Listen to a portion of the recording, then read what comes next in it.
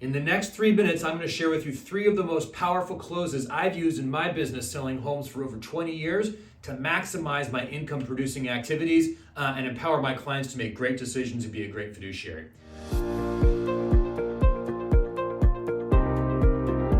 My name is Peter with RealtorLevelUp.com, and as you know, I create these short 3 to 5 minute videos to empower you to do a better job generating leads, converting those leads, and creating confidence in your personal finances. So let's talk about rewind about 20 years when I first got started in this business.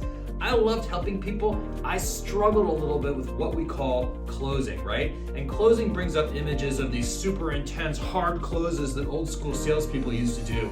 It's really not like that anymore, nor does it need to be. But sometimes that verb closing can sound a little jarring, a little old school. And so I had to go through the process of realizing closing is just a way of asking for the business. And so over the course of these 20 years, there's 9 closes that were my go-to ways of asking for the business or moving a client forward in the process. And so I thought I would share my 3 favorites of the 9 that I created. The first one I want to share with you is what we call the assumptive close. And the assumptive close just assumes the business. And when you assume the business, it's a soft close or it's a way to message to the consumer, we're going to work together. An assumptive close just means you assume the business will happen. An example would be something like, Mr. and Mrs. Seller, after we sign the listing agreement, what will happen next is I'll go to the office and enter your information into the MLS. The close is that I'm assuming they're going to sign with me. That's why we call it an assumptive close. Now, are you asking for the business? No, but you are starting to sow the seeds that that's what's going to happen next, so that when you do get to the point of asking for the business, it's already assumed and the consumer has already started to process the idea of them working with you. The second close I wanted to share with you is the trial close. I really like the trial close because it's the close before the close, right?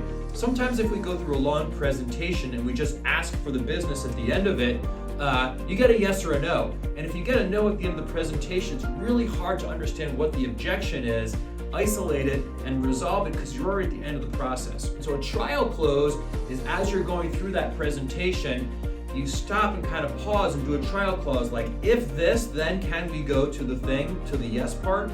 And an example of that would be, Mr. and Mrs. Seller, if we can agree on the right pricing strategy, are you ready to get started this evening? What am I doing? I'm saying, hey, if, trial section, if we can agree on the right pricing strategy, are you ready to get started? Which means, are you ready to sign the paperwork? So the trial close is checking to see if they are intending to work with you before they actually have to get to that decision point. My third, and this was my absolute favorite close when I was deep in production, and I still use it today, is the alternate close, where you give your prospect or your potential client 2 choices. Both of those choices are working with you. And a classic example would be when you're booking an appointment with a new prospect. You could say something like, Mr. Buyer, this has been a great conversation.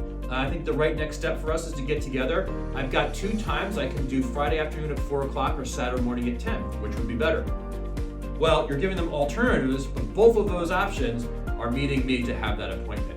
And so I used to love scheduling. I used to love the alternate close when I was looking when the next step with somebody, with a prospect, was to actually book an appointment where I could present and do a needs analysis and present my value and hopefully find some alignment there and start working together. So here are 3 closes. None of them are hardcore closes, right? They're 3 different ways of getting to earning the business in a way that's socially acceptable and I think is also incredibly effective while being professional and respectful of the fact that we're trying to earn our clients' trust to be their fiduciary. I hope you find these helpful. Keep your eye open for future videos while I'll share with you some of those other closes that were they've been so valuable for me in my career.